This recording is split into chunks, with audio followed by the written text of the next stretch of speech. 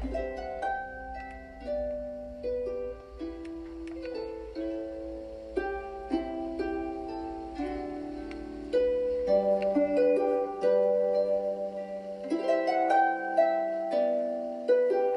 everybody, I'm Ivan Day and I'm standing in my 400-year-old kitchen. Shortly I'm going to make you some very ancient ice creams, but before I do I would like to tell you more about the kitchen and some of the wonderful equipment it contains. One thing you will notice is there is not a microwave, a food processor or an electrical freezer in sight. Most of the utensils in this kitchen are actually driven by clockwork. My kitchen is very similar to this one illustrated in an 18th century cookery book. A cauldron hangs over the fire while a joint of meat rotates on a spit over a large dripping pan. This particular spit was known as a cradle spit, as the meat is enclosed in a kind of metal cage. A busy roasting fireplace was a noisy place with not only the crackling of the fire, but also the creaking of the spit as it turned.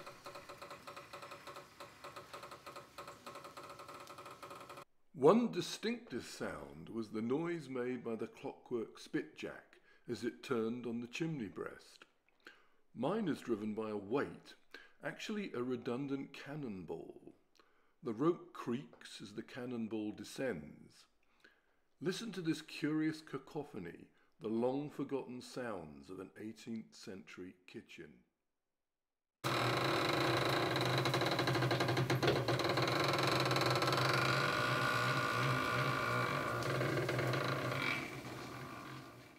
The advantage of a cradle spit is that it didn't leave an unsightly hole through the middle of the joint.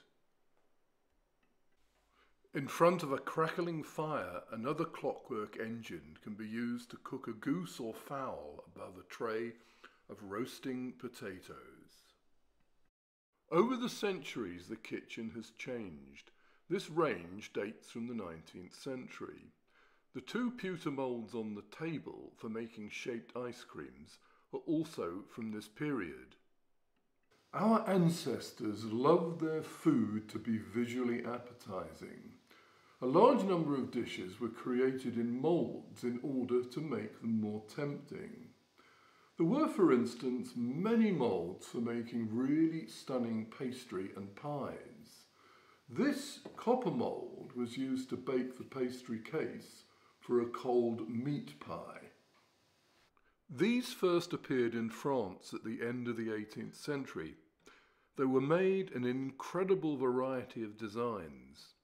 If it was to your taste, you could even have Pan himself, complete with horns, leering at your guests from an ornate pastry case.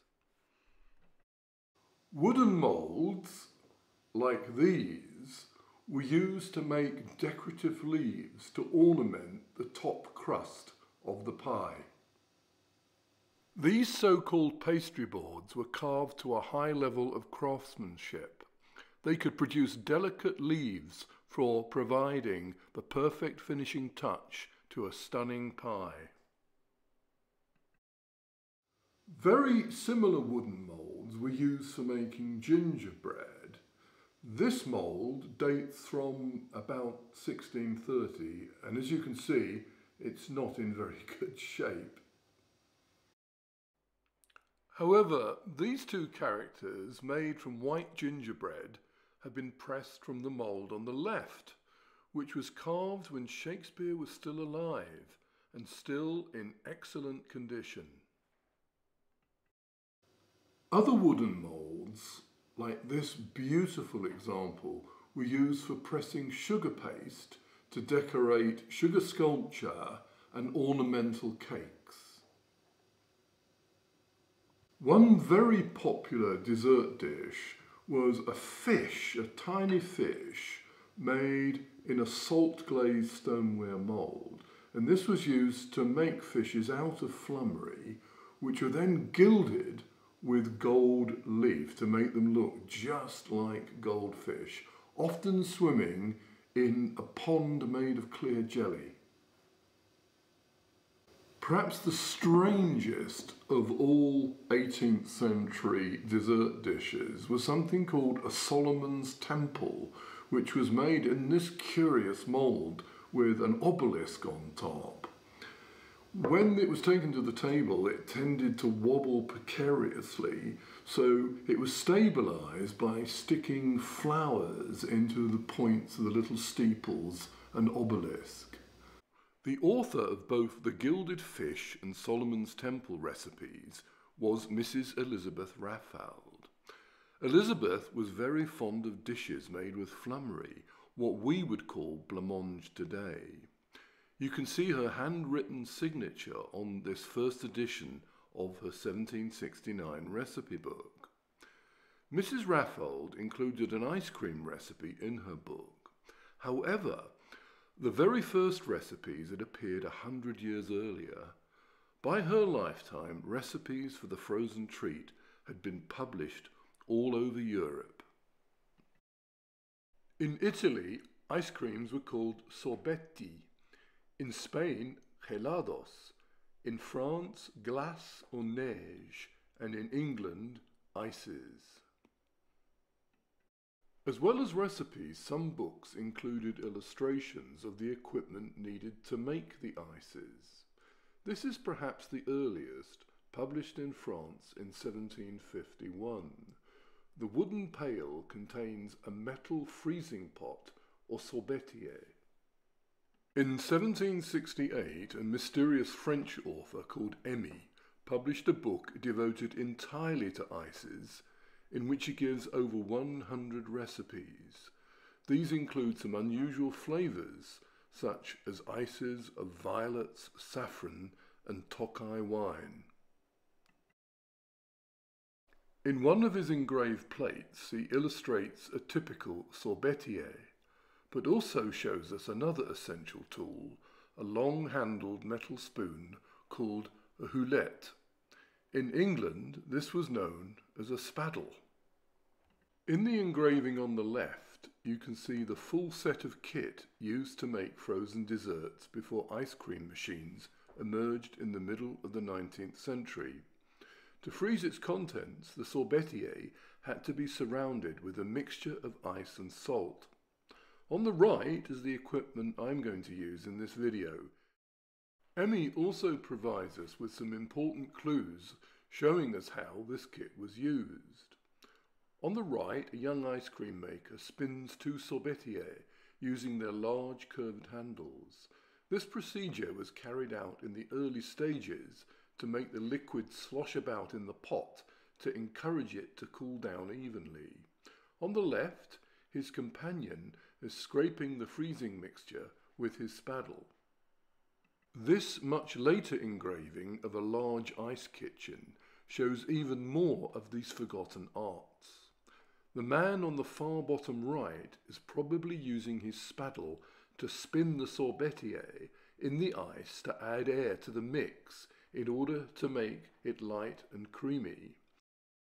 On the large table to the left, others are filling pewter ice cream moulds with the half-frozen mixture. The sorbetier was put into the wooden pail and surrounded with a mixture of ice and salt. The pewter it's made from doesn't get corroded in salty water, so it's perfect for this purpose. This image from the middle of the 19th century shows a very early ice cream machine being used. But what is important to us is the type of freezing table the confectioner is using. Its steep slope allows any leaking salty water to escape away into the pail or bowl below. I am going to use an identical table in my demonstration. We're ready to go. I'm going to make an 18th century strawberry ice cream. I've got all the kit on my freezing table, my sorbetier, which is inside some ice and salt in the freezing pail. The recipe requires a pint of cream, a pint of strawberries, half a pint of stock sugar syrup and the juice of a lemon. These are all rubbed together through a sieve. It requires no egg and is not cooked. If you want to make it yourself, you will find the recipe on the website. A final layer of ice and salt is put into the pail and the blended ingredients are poured into the sorbetier. Even in the very early stages, the mixture starts to freeze on the sides of the sorbetier. From time to time, you have to spin the sorbetier around like this.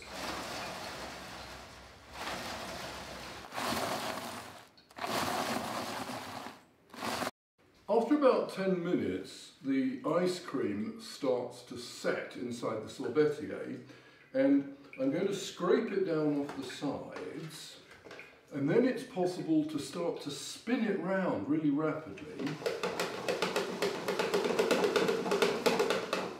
What that does, it gets air into the mixture, it makes it really light and creamy.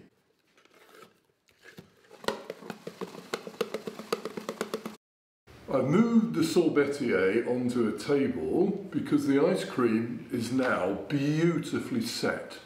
Just look at that, wonderful.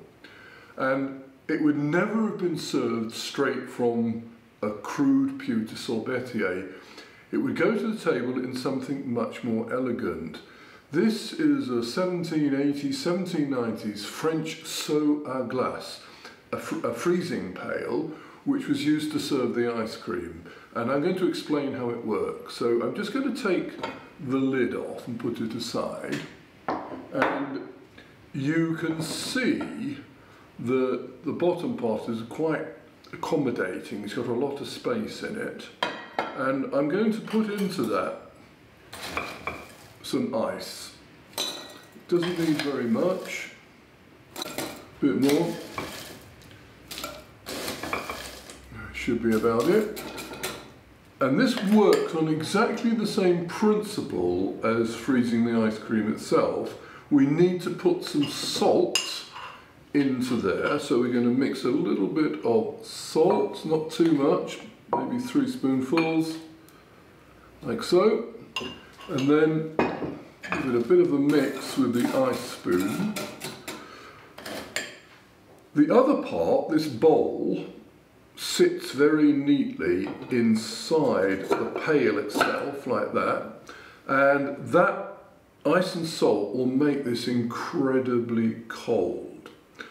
We then get the lid and put that on top, and you'll notice that it's got a wall around it, making a kind of enclosure inside, and that's designed to be filled with more ice. So we'll gently put some ice in the lid.